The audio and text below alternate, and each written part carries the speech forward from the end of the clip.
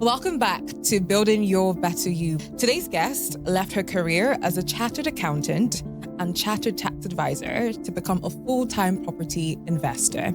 Her story isn't one that is just about property. It's about a woman intentionally building a life where she has time to do things with the people that she loves. A fitness enthusiast, an angel investor, a mentor, and running her business alongside her husband and 3 kids. Most people say they don't have the time, but Rebecca proves that you make time for what matters. Hello, friends. Welcome back to another episode of the Building Your Better You podcast, a space where we stop surviving and start growing intentionally, a space where we are embracing growth to be a lifestyle. If that sounds like you, then you do not want to miss this episode or any episode at all on this channel. So make sure you grab your coffee, grab your tea, grab popcorn, grab anything that would allow you to enjoy this episode even more. But don't forget your pen and paper because there'll be a lot of wisdom that you can take on the journey of growth. Thank you so much for joining us today. Who's Rebecca, in your own words? So I think they would say kind of 100 miles an hour, but doing things that she loves doing. Why 100 miles an hour? Are you on the go? Yeah. So my happy place is being busy. And I think sometimes that's kind of people see it as, oh, you need to slow down. But I think it's very much, I could slow down and I don't want to. Okay. So you chose that path? Yes. Okay. Exactly. Let's go back to the beginning. Is that what led you to choose accountancy? I've got absolutely no idea, to be honest. So I was quite academic. I went to university and did an economics degree. And then essentially, I've always kind of been obsessed about working and having a job. So when I was 16, I worked in a bar, but then when it was the school holidays, I'd work pretty much full time. And that was a big thing for me. I got a full-time job between first and second year at uni. And then when it came to second year, I was looking at getting some internship. And essentially I wanted to be in Sheffield and I wanted to do an internship. And it just so happened that they were accountancy firms that were offering those. So that's how I ended up in accountancy. So not passion. Absolutely not a passion in any way. So I started as an auditor. And when I was offered my job in audit after doing my internship, I asked them if I could not start in audit, if I could start in the tax department. Right. And my employer said, no, you have to do your 3 years in audit. Right. So I did 3 years to the day in audit. And then I'd sort of engineered and moved to the tax department. It was never a huge passion and I was always much more interested in talking to the clients than actually doing the number crunching, right? Which is fine when you are a lot higher up. But when at the level that I was at, you had to actually be crunching the numbers. I know from your experience, property was kind of going up in tandem around the same time. Yeah. So was property there where your passion was? Yes. That okay? So property has always been a passion. My mum and I moved house when I was about 15. Okay. And I really wanted her to get a project. Okay. Even though we had no means of actually so we didn't get a project. But I'd always wanted to do that. And then was obsessed with buying my first house. So that became a really big obsession of mine. And then my now boyfriend at the time, he was a builder. So he worked for a small building firm locally. And so when I bought my first house, I got him to do some stuff. Was that a project? Yeah, a little bit. So new kitchen, new bathroom. We knocked a wall down. Okay. So nothing major, but that had always been there. And I never thought that it would become a career. And even sort of 4 years ago, still didn't think that I would. I always just thought it would be a sideline. Yeah, interesting. Because I was going to say, did you ever know that it was going to be? Because now you're full time in property. Do you enjoy being full time, or do you wish you were balancing it with full time working? No. So I absolutely can't imagine a time where I'm employed ever again. People do say that once you leave. Yeah, that's it. I'm gone. I'm completely gone. But I never did think that would be the case. Okay. I think it's hard because once you're working for yourself, you've got the autonomy, but also it's a bit easier to label success when you're working for somebody because you get a promotion. And I think it was about 2 years ago that I realised that really the only reason I was still in work was sort of for that external validation. Whereas actually just learn to validate yourself and do it for yourself. So that was a big thing. When I was looking at your journey, I think one thing that stood out, because I know when I first heard you speak of property and poppadoms, you were talking about like overcoming some of your fears that was specifically in property. But in terms of someone having to take such a big leap from what is comfortable and stable, and like you said, maybe externally people validate that more, to like something that is seemingly more uncertain, like working for yourself, like what kind of fears did you face? Or did you have to look at yourself in the mirror and be like, Rebecca, you need to... I don't generally get scared of making decisions. I did feel the need to sort of explain myself to other people. So for me, I'm very rational. So I had, I discussed with my husband and we'd worked through what me leaving work would look like, what that would mean financially, but also what that would then mean we could do. Mm-hmm. So for me, that was then not scary because that was explained and that was all very black and white. I don't particularly make decisions emotionally. They're very fact-based. Calculated. However, then telling other people, and there was quite a difference depending who I spoke to. So a lot of my friends that are my really good friends from school have like a very similar mindset to me. So it was kind of like, right, yeah, brilliant.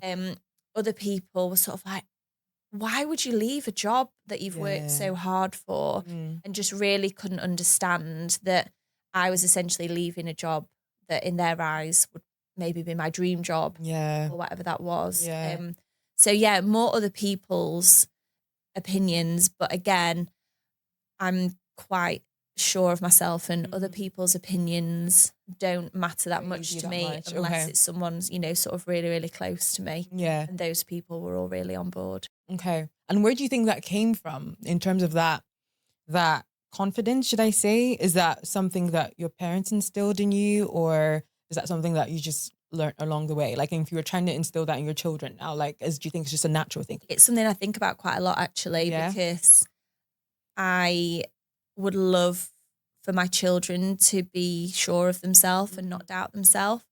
I think it's a combination of how I was brought up and the school I went to. And also I think naturally I'm like that. I don't think there's any, I think you can try and work on it yourself, but you're either like that or you're not. But then also, how I was brought up in the school I went to. So I think it's a mix, but I do really try and sort of like instill it in the kids.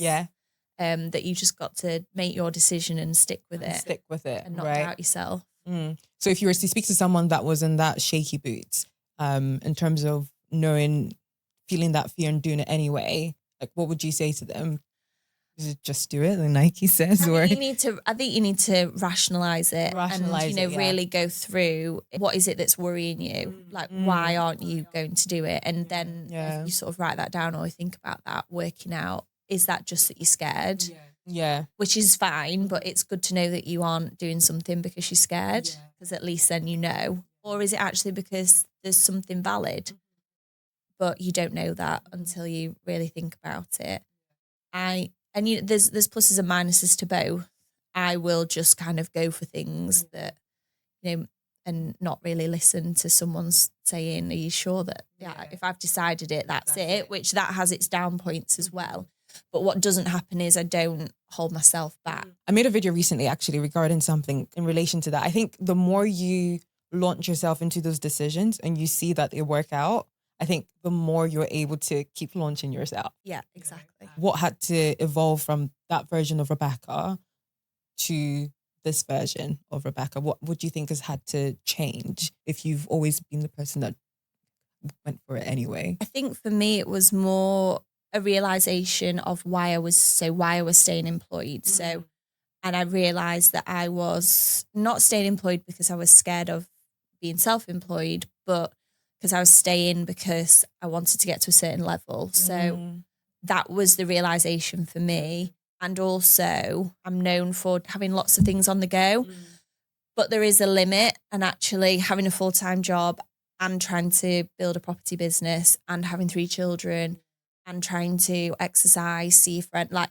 I think that there was a point where in the run up to be handing my notice in, I was feeling like I wasn't doing an amazing job at anything because I was just spread too thinly. Yeah, that reminds me of, you've probably heard this, but like, kind of women have it all. Like, is it possible for women to have it all? What's your take on that balance? You do a lot, right? But obviously, like you're saying, like there's a certain point where you kind of have to be sensitive to when something needs to go or something needs to give back. How do you play ear in terms of balancing it all or your many hats? The concept of having it all, like, I'm not really sure what that would look like because everybody's life, you can't go through life without some kind of compromise. And even when I was employed, in all fairness, I had flexibility with my diary, so I didn't particularly miss things at school or anything like that.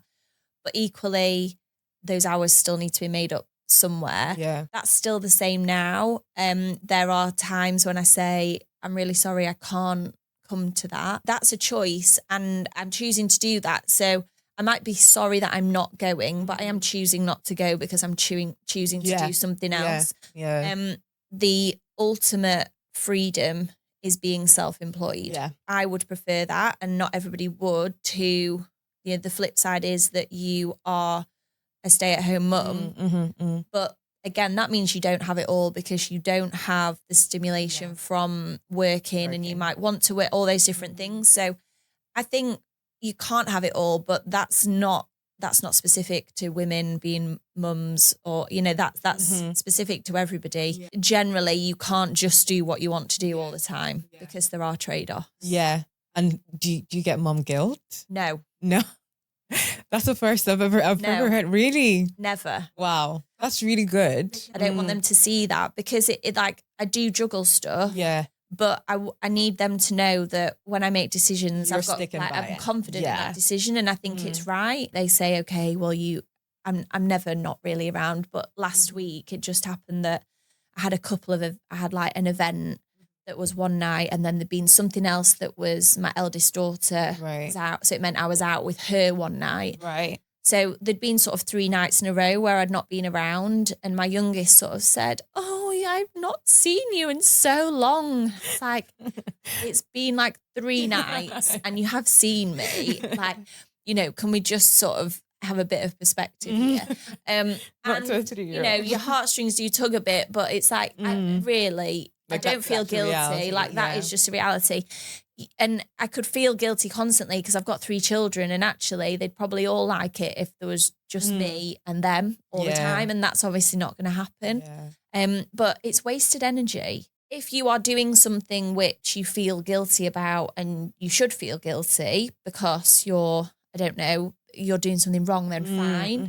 You're going to do something about it. But if you think that you've done the right thing and you're kind of sticking to your guns, and there's no point feeling guilty about it. A lot of moms feel that mom guilt, especially when they're balancing like work and business and everything. But I think kids can sometimes feel like, oh, that's going to reduce my speed. Did you ever have that thought, or was it more like, I'm still gonna got it? Do you know, I think they can make you go faster because, I mean, this is a discussion that I've sort of had with my friends that are mums, and no one gets stuff done like a mum that's got, an infant, like, an hour to get something done. Like, generally, if you've got a deadline, you'll work to that deadline. And when you get busier, your sort of time shrink. It does slow you down essentially in some stuff because your time is not 100% your own. So there is an element of that. For me, I'd always wanted kids, and I was always going to have children. So that was always part of, it wasn't going to affect it. But then you've also got your ambition as to what you're building for your family as opposed to just what you're building for yourself. So I think that's added motivation too. And I think in terms of like achieving things, at the last Property and Populace, that's the only time I've ever heard you speak. But it was really good because you mentioned something about people mostly just set outcomes rather than having like behavioral goals, having like changing, I call it systems, like building systems that actually change your outcomes. But what does that look like for you? Just talk about that a little bit in terms of behavioral goals. I find it helpful because it means that failure doesn't feel as rubbish. As an example, so I ran my first marathon last year. So I set a goal that I wanted to run under 4 hours. So that's obviously very outcome based. But then what I did in my training was I just committed to making sure that I did all my training runs. Right. And so I then did hit my outcome goal. I'd also hit my behavioural goals on the way. And so actually, if I'd then not hit it, it would have been, well, actually, I did try. Right. You know, right. I've not just turned, like I've not just turned up. Yeah. And I think I talk about it with quite a lot of my mentees when they're looking for properties. They get sort of really down that they've not had an offer accepted. Which if you want to get an offer accepted in the first quarter of the year and you get there and you haven't, then that's really disappointing. But if you've had a behavioural goal that was to put in 5 offers a week and you have put in 5 offers a week, then you know that you've done what you thought you needed to do. And it then helps you reassess. So then you say, okay, well, maybe 5 isn't enough. Maybe I need to up it to 10. Yeah. And then also if you get to the end of the quarter and you haven't had an offer accepted and you look back and you've only made 2 offers a week, you can say, well, why would I expect to have got to my offer being accepted because I haven't actually done what I was meant to do. So I think it's a lot more useful than just kind of aimlessly wandering towards a goal. Yeah. And it helps you really focus your mind. Yeah. So do you go in, I know you said you're more goal oriented versus your husband. Yes. So do you go in with the year with thinking, okay, this are my 5 top goals, 10 top goals, and then breaking that down into what that looks like per week or per, right? Yeah, absolutely. So I like having goals and I don't go mad on them, but I like having them and I like, being able to see where we are on them. Whereas Jolly, he can see them, but he's less bothered about setting them and just going for it. Which is fine. I think that's the other thing. It has to work for you. So I don't push that on him, but I know that they're important for me. Yeah. Quick pause because I know you need to hear this. If you've been looking for someone in your corner, not just anyone, but a health professional who has the time to focus on you and the knowledge to get you to your goals, I've got something really exciting for you. As a clinician with almost 10 years experience working in the healthcare space, 5 of which I've spent working as a registered pharmacist, I know firsthand the struggles clinicians face to spend valuable time with your patients. And I know how much patients yearn to spend more time with their clinician. So I'm here to walk with you. You can book a one-to-one session with me where we do exactly that. Whether you want to lose weight, if you've tried weight loss programs and it's just not being for you, or you simply just want to feel better in your body and be on a path of better health. Check out the link below in the description box on how to book a session. And if you want something smaller to start in your little corner, I've created the Pharmacist Plate Guide. It breaks down exactly how I build my meals, how I build each plate as a clinician who's intentional about fueling her body right. You can find the link in the description box below. Now let's get back into the episode as we continue to build better days. You said you ran a marathon last year. You're running another one this year? I am going to run one this year. Oh, wow. Yes, I was going to do one in April, but I decided I didn't like running in winter. Okay. So I'm still running, but I decided about a month ago that I didn't want to start upping my mileage. My husband's doing one in September, so I might join him then, so that I do a bit of summer running, sort of the summer kind of 22 miles. That is really exciting because for something like, it's one thing to be into fitness and to just go to the gym, right? It's another thing to run a marathon, right? Yeah. To train for that. That's not an accidental thing. It's something that you intentionally train for. Yeah. So again, with, making time for what you want, where do you find the time, some would say? There's a couple of things here because I really, really strongly believe that that everything is just a case of priorities. So if you want to make time for something, there are very few people that can say that they don't kind of waste any time. I'm not into kind of hustle culture of, you only need to sleep 8 hours, so you've got 16 hours to work type thing. There is a time and place for everything as long as it's intentional. So I know that sitting scrolling on my phone, that would class as wasting time. However, do I make sure that I sit and watch TV with Jolly at night for an hour or so every night to unwind? Yes, that isn't wasted time. I think it's about working out what it is that you want, and what's the focus. For me, running, it's clearly good for you, so it ticks a box. Deciding to make that time was relatively easy. Like, I don't really see that it's sort of took any time from anywhere else, which probably means I was spending that time just messing about. Yeah. I will caveat in that I don't actually think when I was working, I don't actually think I could have trained properly. Right. Okay. for the So you kind of marathon. got time back through that, you think? Yeah. I say I probably couldn't, like other things would have had to go. For example, like I play hockey. So I continued to play hockey. So it might have been that I wouldn't have been able to play hockey as an example. Or it might have been that I would have had to do it so that I trained all through the summer for the daylight hours. Right. You know, those kind of things. We do a lot of tag teaming in terms of exercise. So on a Saturday and Sunday morning, like one of us will go early one day, one of us will go early the other, all those kind of things. We could just be in bed or just sitting about the house. We try and, so if one of the kids is at football or whatever, we'll try and get a run whilst they're at training or whatever. Right. I think it is about just being intentional and deciding where you want to spend your time. So are you like a 5 a.m. wake up kind of girl or? Yes, I am actually. I'm generally an early riser. But I'm trying to, I've got my alarm set every day for 5:30, which I've done this year.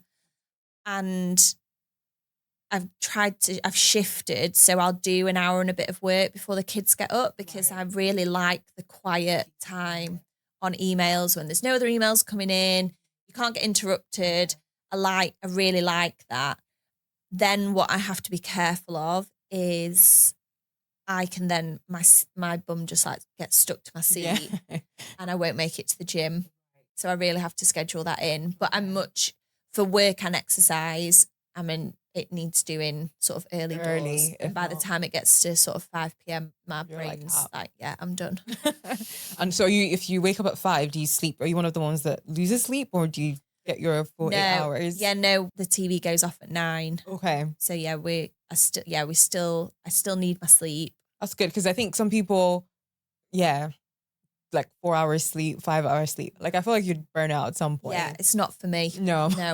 No. But I think obviously it's the sleeping early because like you win the day before the day comes about. Yeah. So if you're not going to go to bed early, then waking up early is just might be a bit tougher. But you always an early riser. Yes. Okay. Yeah, and my eldest daughter is as well. Okay. Just like both of you. Yeah, and my mum's the same. So right. I was always, went on girls' holidays abroad, I'd sort of go straight from that.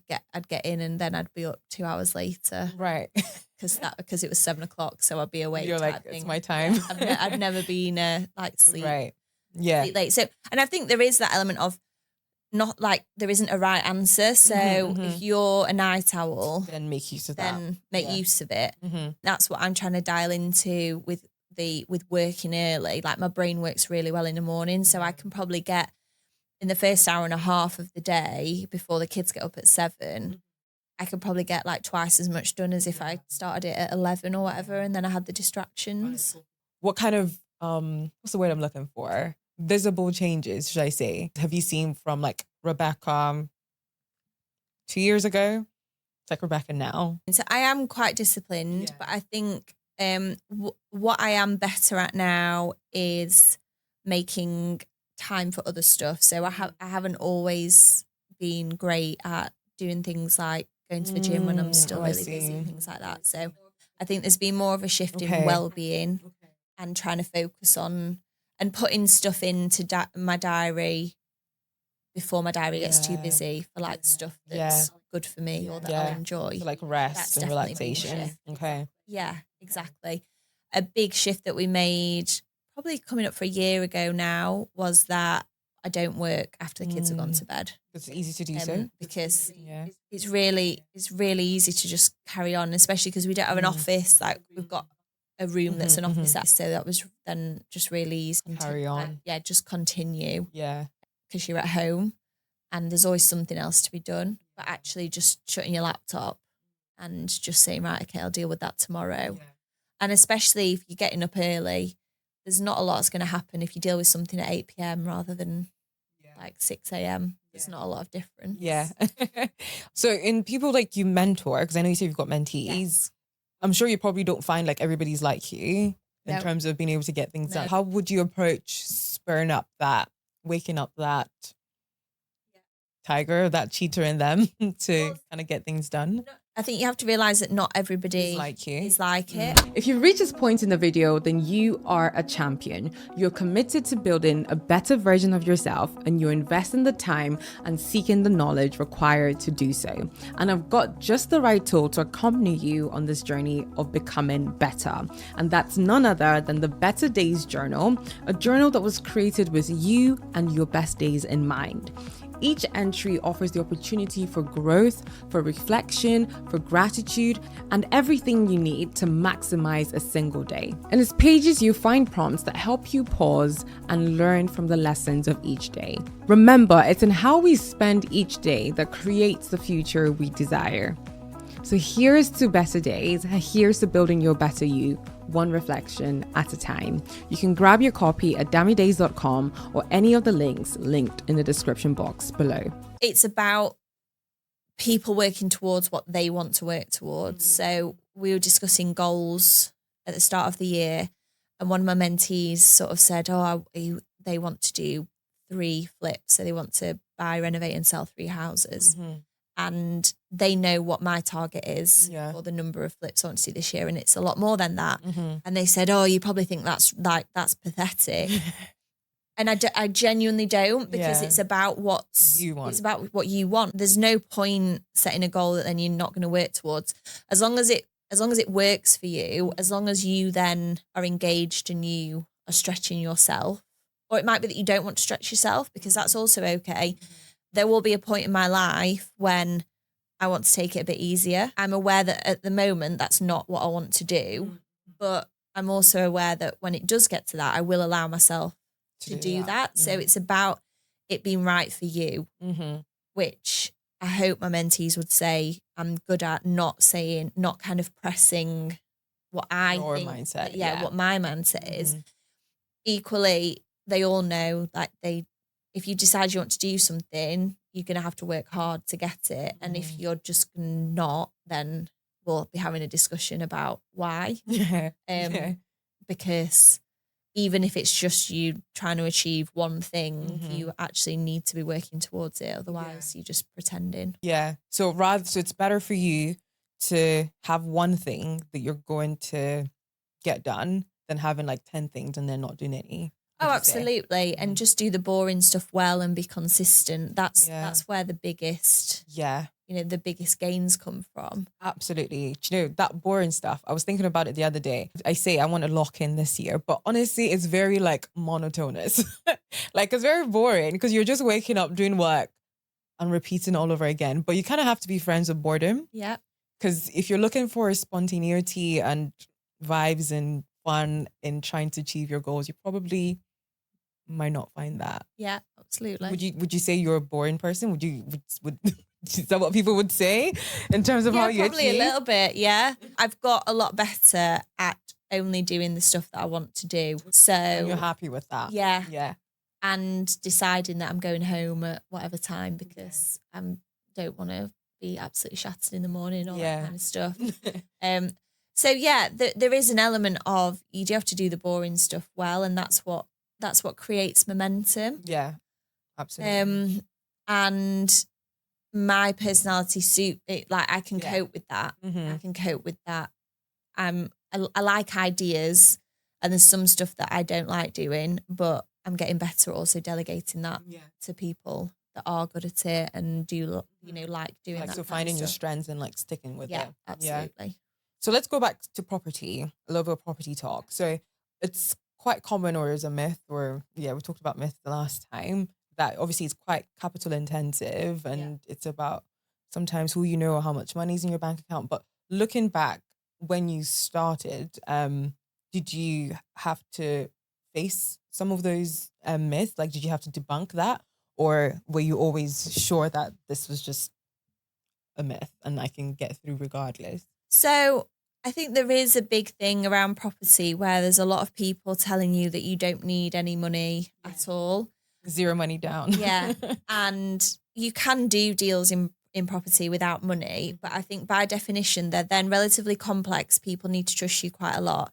So you get more likely to be able to do those deals the further down the line you get. And then by default, you've probably got more capital by then anyway. I won't generally mentor people that have no money because it is doable, but it's like you have to have a lot about you, and it's a real slog. The big thing for me was going from just using my pot of money to then expanding that and using investors.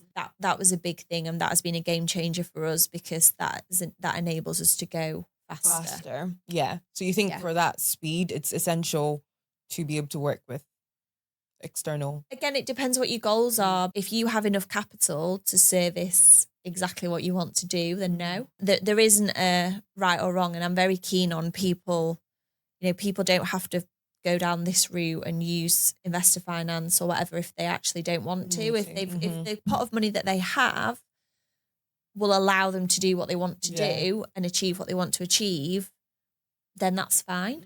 That would be one thing that I'd say. Okay. And you said that your husband was a builder at the time. Yes. So let's say you didn't meet him or you met him and he wasn't a builder. Yeah. How do you think you'd have still fallen into property? Do you think you would have still gone down that path? And how would that have been different? So people quite often say, oh, you've got like the perfect mix of skills. And I think we do. But I think what people need to remember is he worked at a building company. He didn't actually do a lot of residential stuff. He did a lot of stuff at like steelworks and things like that. And the first time you do anything, you don't know how to do it. Yeah. And it doesn't even matter, even if it was not the first time you've done something, but it's the first time you're doing it for yourself or the first time that you're in charge of the schedule or anything like that. It's still a learning curve. It's still learning. Yeah. So I think there's always an excuse. Equally, like Jolly had never planned a refurb before because he used to turn up to work and someone said, okay, there you go, you're doing that today. So he'd never done that bit before. Yes, it absolutely did help because he knows his way around site, and we've never really had any sort of disasters with builders or anything like that, which obviously is more likely if you don't know anything about the building trade.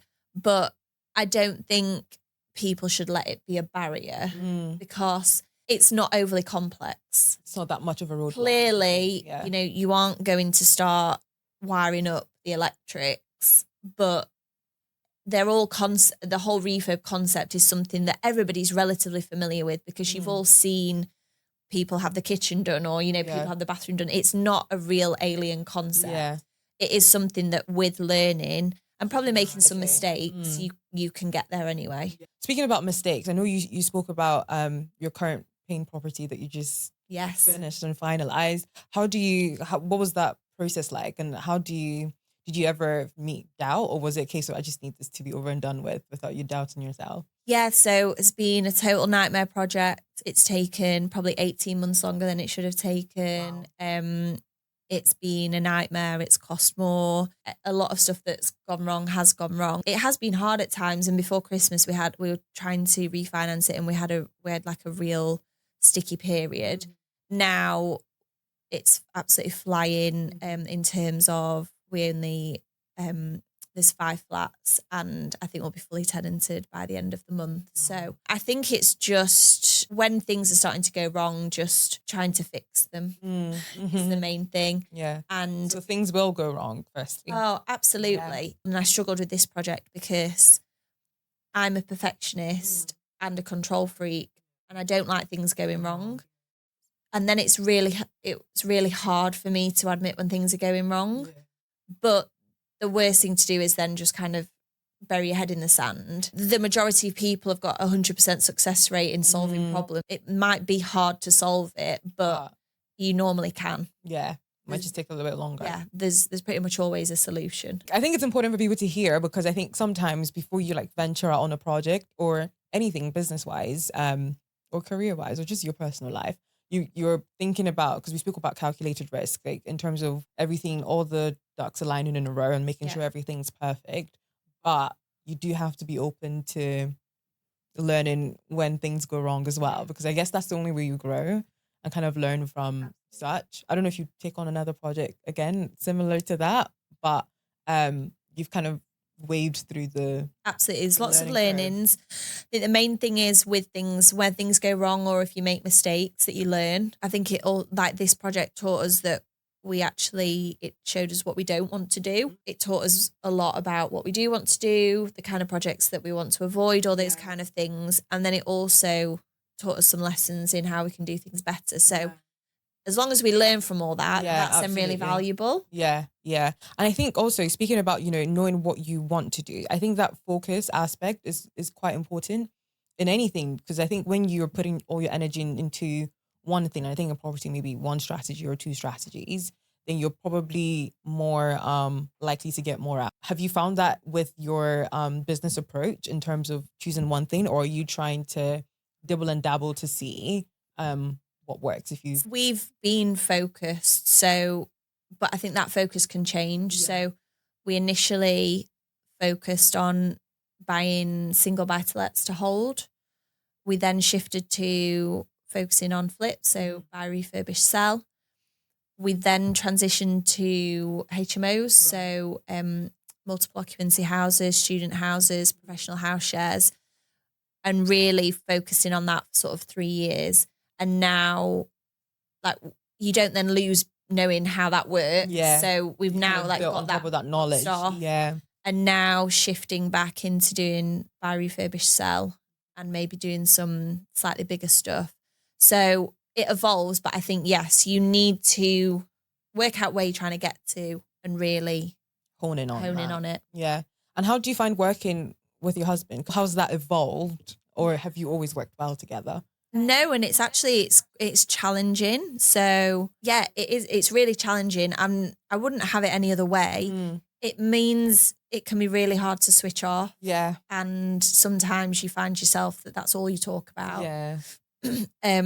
So we've got some sort of boundaries in place. Like, we're not, if one person starts talking about work at night, it's like, we'll talk about this tomorrow type thing, which is quite good because you do it by accident, but then the other one will say, no, okay, that's it. One thing that we did quite early on was write job descriptions for each other so that we know what's what. Since we've had an employee, so we have a portfolio manager now, that makes things a lot easier actually, because we're both kind of Jolly more so than me because he deals more with the tenants, but he's now got somebody else that he's accountable to. Right. It feels a bit easier. If I say, oh, have you done this? Like, it normally ends up in a bit of a, well, you've not done this either. Yeah. But when you've got then a third person, it's more of a business relationship and it makes it a bit easier. It's difficult at times, but then it's also nice because we both understand each other's work. Yeah. So it's, you're not coming home and saying and talking about work and the other person's either not interested or doesn't understand. Yeah, absolutely. You talk about networking again from the last one. You talked about, knowing what you want to get out of a room at the last property in Poppadoms, and also being able to lean on other people's knowledge in terms of coaching or mentoring that we've spoken about. But how have you found value? Like, where has that proven to be valuable for you in terms of networking and like coaching and having someone ahead of the game for you? So I'm a really big believer that you need somebody, especially when you're self-employed, that you need some kind of coach or mentor. Generally, they need to be quite far ahead of you, I think, because, well, it depends. But for somebody like me, I want to make quite big leaps, and I have made quite big leaps quite quickly. So you need sufficient gap so that you're not catching up with that person and feeling like you're kind of just at the toes. So I think it's really important when you're employed, like, you have your line manager and you have that accountability, and suddenly when you're on your own, it's like that's it. It's just you.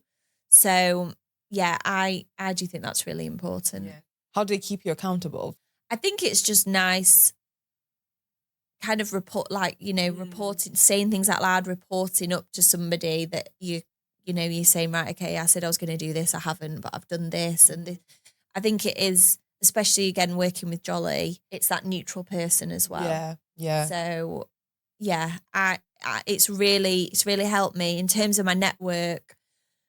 Again, like, it's absolutely brilliant having people that you can just ask that are doing the same thing. So I'm in something called Prosperity Network, and that's a brilliant property network And then from that, I've got a really great group of friends. And we meet up bi-monthly and we have like a full day where we all discuss what's going on, any help that we need. Right. And that's been great, really, really great. Just people that understand and then that have also become friends. Yeah. So you don't struggle with investing in yourself when it comes to networking or coaching? I think it is sometimes hard to take the time out when you're busy. And I know Jolly especially quite struggles with that. He's like, oh, we've got that on Thursday and like, I'm so busy, like we're so busy. And I think it's making sure that you realise just how important it is. Yeah. And sometimes you don't realise till after. Yeah. Because you're like, I'm just dragging myself here today. Exactly. But it's like worth it in the end. Yeah. The Rebecca now, what do you see for the future? What are you hoping for in terms of the person you're hoping to grow into and be? So I really am trying, and it is a work in progress, to grow into not needing to be as busy. Okay. And that's so funny. I find that with people that are naturally so busy. Yeah. Like you just want to kind of tone it down a little bit. I want to not run around as much as I really enjoy it.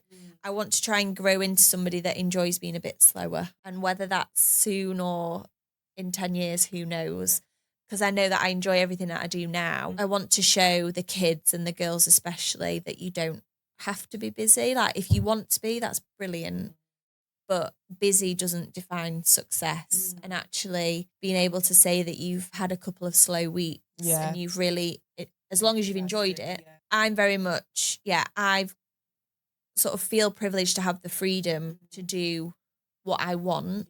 So at the moment I'm doing what I want to be doing and that is being busy. But I do think that I'm striving for just being that little bit. I think the most important thing is choice, like having choice and being able to choose whenever you want to be busy or not. But speaking about your kids, like if you were to, I know you touched on a couple of things, but if you were to not rebuild yourself, but like if you were to build yourself in them, but better, like what value system would you want them to hold on to? Confidence in themselves is the absolute main thing. And the confidence to kind of speak up. That just, I think confidence is the main thing for me, because that leads to everything. It means they've got the confidence to speak up when something's not right. It means that they've got the confidence to do what they want to do to make them happy, to not feel like they've got pressure from other people. So that's the main thing, confidence. Do you instill that into your mentees as well? Yeah, try to. So, but I think it's easier in children. I was going to say. It's definitely easier because we've all got so many kind of ingrained sort of habits and our personality is pretty stuck. So let's say for a parent that's watching, they don't have to be in property or business, but like how can you advise them to do that?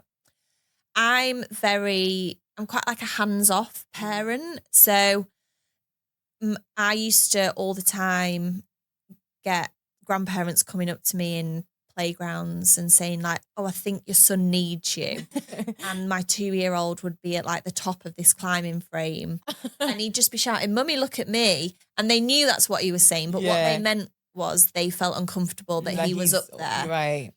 And I'm the complete opposite to kind of a helicopter parent. So if you're going to climb up something, if you can get up there, you're probably going to be okay even if you fall off it. Yeah. And if you're not, then you'll learn that you need to be more careful or you shouldn't have gone up it. So I really try and just leave them to it as much as I can. I'm really big on them like having their voice. So if we're in a restaurant, like they'll order their food and all that kind of stuff. Amazing. And just letting them feel that they can look after, they can do it as opposed to feeling like they need me. Amazing. So the podcast is called Building Your Better You. So to you, what does building your better you mean to Rebecca? I think just improving on yourself from yesterday and making more steps into just being the you that you want to be. Yeah. So just being kind of unapologetically you. Yeah. And not caring what anyone else thinks. Absolutely. Is a big one for me. So by December 2026, you should be a different Rebecca. to January 2026 or? I think just more of the same. Yeah. Okay. Yeah. So you're happy with like how you? Yeah, I think it's Grown. everything's always evolving. Yes. But certainly no big changes. And yeah, I think that I think I'm still in my needs and wants to be busy era. So that I doubt that's going to change this year. That's more of a longer term thing that I hope I grow into as I get a bit older. Well, that's really good though, because that means you're kind of already rooted in the person you want to be now, and it's just doing more of the same. Yeah, absolutely. I think if you answer that question with trying to be a different person, then you need to work a bit quicker to try and get there. Absolutely. Amazing. Thank you so much. If people wanted to connect with you, where can you find you? So I'm on Instagram, Jolly Property JP, and I'm also on LinkedIn. Amazing. So I was going to say if you have any questions for me, but I don't want you to put me on the spot. But no, I'll not put you on the spot with some questions. Amazing. Thank you so much for coming. It's been a lovely few minutes. I hope you had fun. Yes, I did. Thank you guys so much for watching, and we'll see you in the next episode. Bye.